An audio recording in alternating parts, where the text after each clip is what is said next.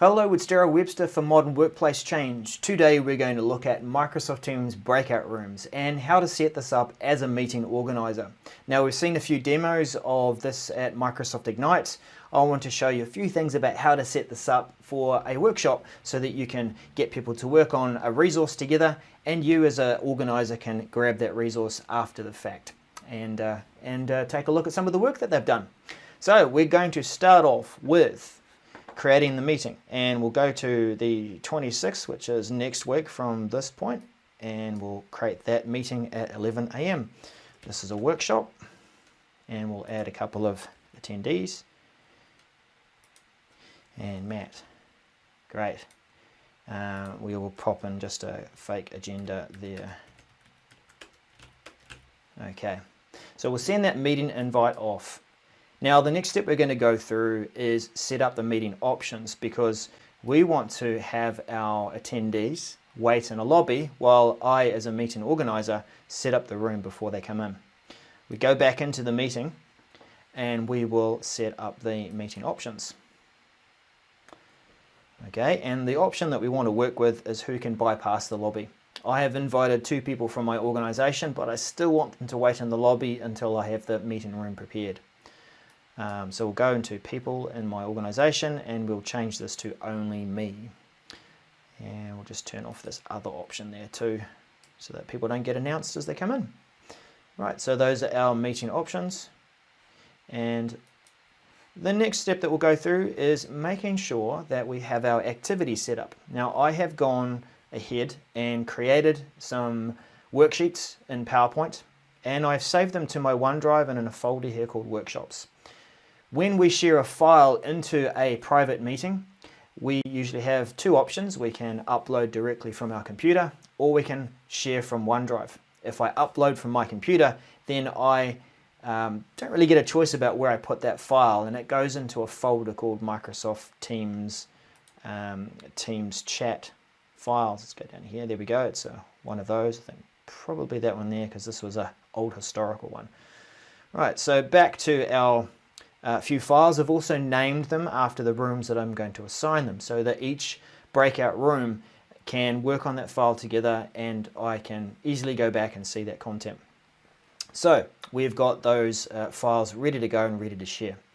Next, we're going to go into the meeting room. We'll go into the main meeting. So let's join the meeting. And we will set up the breakout rooms ready to assign people. Now, the breakout room button currently is right up there beside the ellipsis button. Looks a little like this for now. And we're going to, for this demonstration, just create 2 meeting rooms. We also want to use automatic assignments. I've noticed some interesting behavior here where, because I've only got 2 demo users, I still end up having to assign them manually, but we'll talk about that later. We'll also talk about some options around assigning people manually and how to do that as a meeting organizer or facilitator. Let's create the rooms. And this is using a feature within Microsoft Teams called Meet Now. So when we do join the meeting rooms, the breakout rooms, and we start them up, they are Meet Now meetings, and they are attached and connected to the main meeting. So here we've got our rooms. Now, I'm going to rename these rooms, and we'll see a bit later on why. It's quite important, especially as we're going back in and making it easier for people to find the content later and for me as a facilitator. So I'm going to keep room 1, but I'm going to prefix it with workshop November 20. And we'll just copy that so we can use that as well for our other room name. Done and done. Right, 2 rooms, separately named. We can't assign people until they're in the meeting. So now I'm going to my 2 demo users and I will join the meeting from the meeting invite.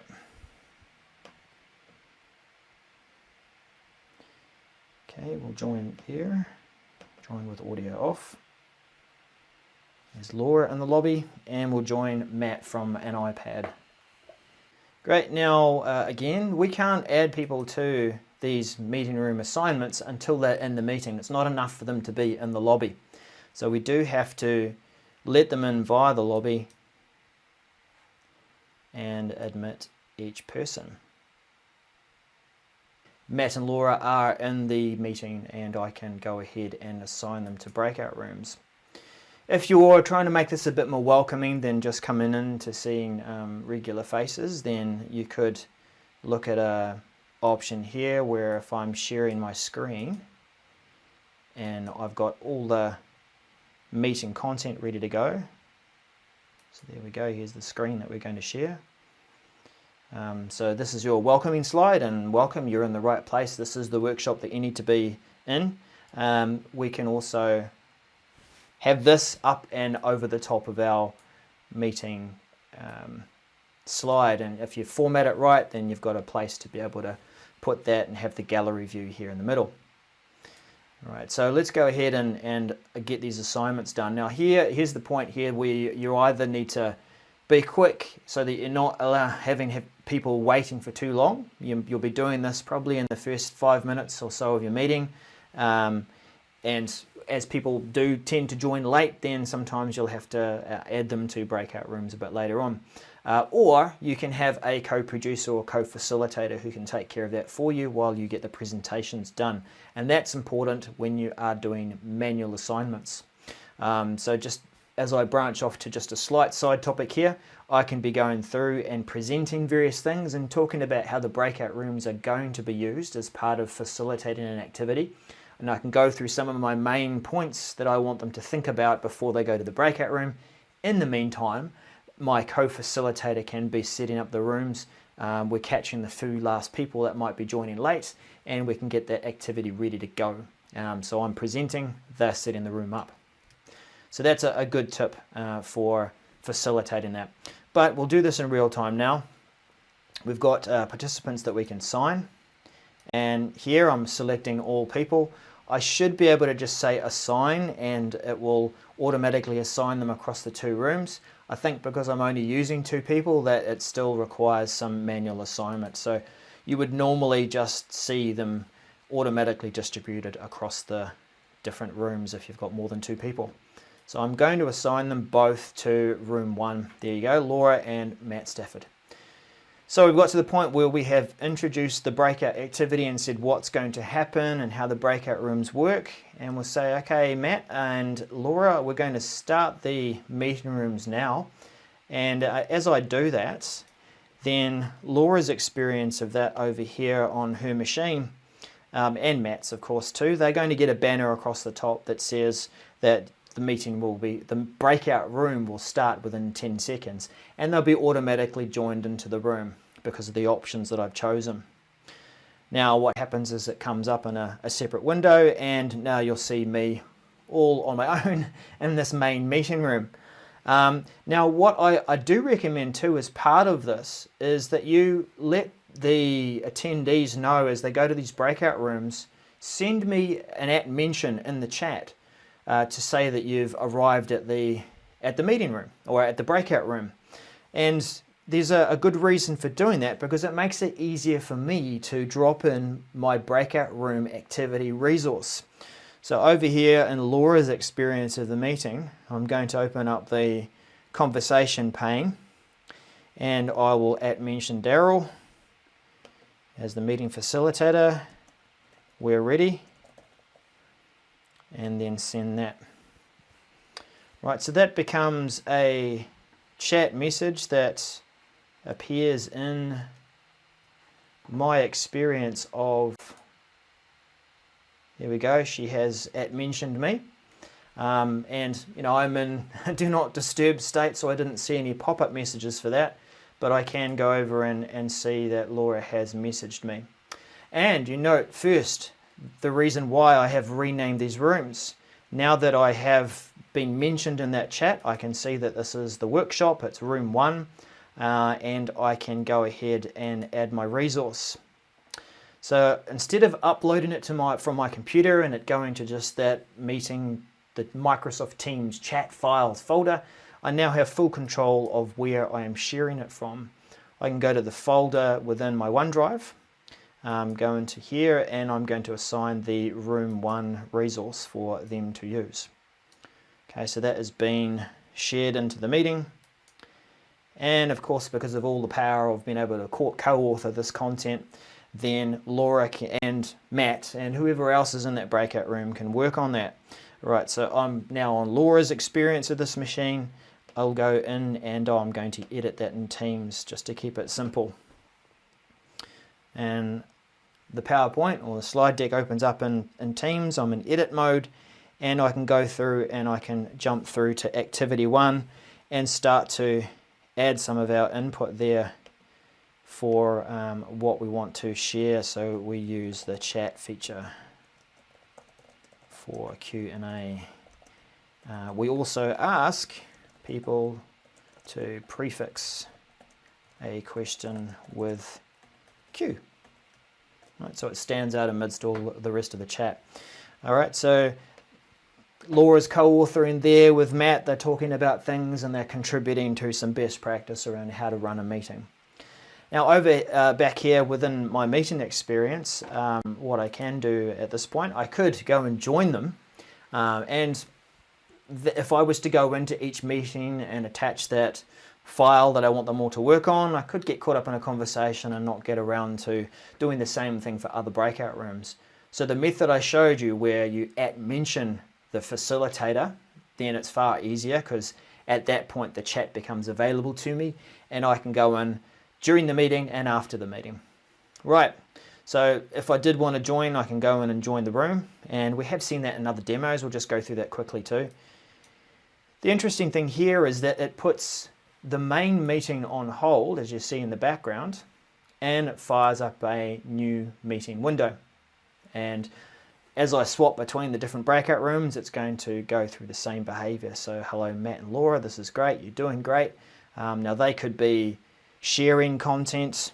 I can also from here, as the meeting facilitator, see the chat. I can see what's going on, and because I've been invited into it, then I can see that later too.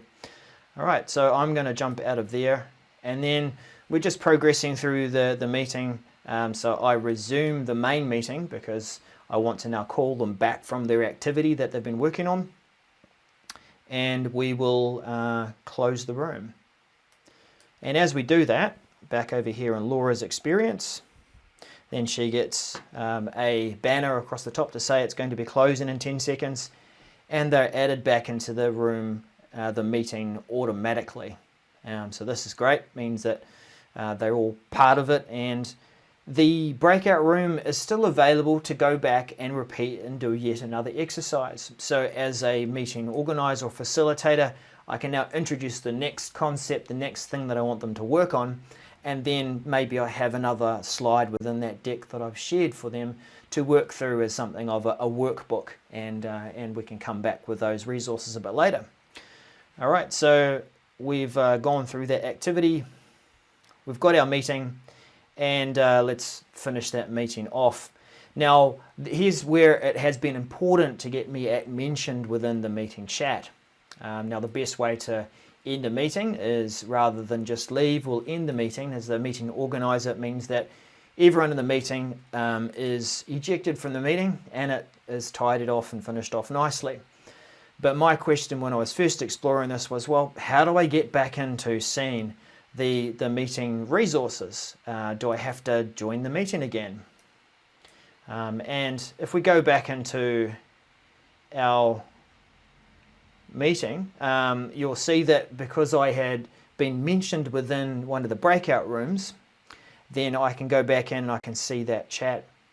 You see some earlier attempts too of me as I was testing this, that if I had left it as room 1, room 2 and not tried to rename it, then the potential is that I can have a number of different room 1, room 2 chat histories that all get quite confusing. They won't be the same chat histories, but they will be named the same. So that can be quite confusing. I recommend just coming up with a quick prefix of a way of naming that room. And of course, as I go back into here, I can come in and see, okay, well, what was the content that they managed to produce, and maybe I can check out the input. So they've come up with some interesting suggestions. and I can see that Laura's still in there. So that's great. Maybe they were continuing to work on things within their break or something. But yeah, the goal there is that the resource is available, and from Laura's point of view, she sees the same experience. So back down here on going into her chat history, then Matt and Laura and anyone else who participated in that breakout room can go back and can continue the chat if they need to. Or actually, rather, no, they can't. So once the meeting has finished, you can't send messages because you're no longer a member of the chat. So once that meeting, a breakout room has finished and the main meeting has stopped, then chat actually does get completed. Laura has left the conversation. That has actually happened as part of the process. The document is still available, and if there were, it was a whiteboard that was shared in there too, then that would be available, and we can definitely see that content there to work with. So that's a quick run through of how to use a breakout room for facilitating a workshop. If you'd like to hear more about this kind of content, these kinds of modern workplace scenarios, and all about the change happening in your modern workplace, then subscribe to this channel. You know where to find me and you know what to do. We'll catch you again soon. Bye for now.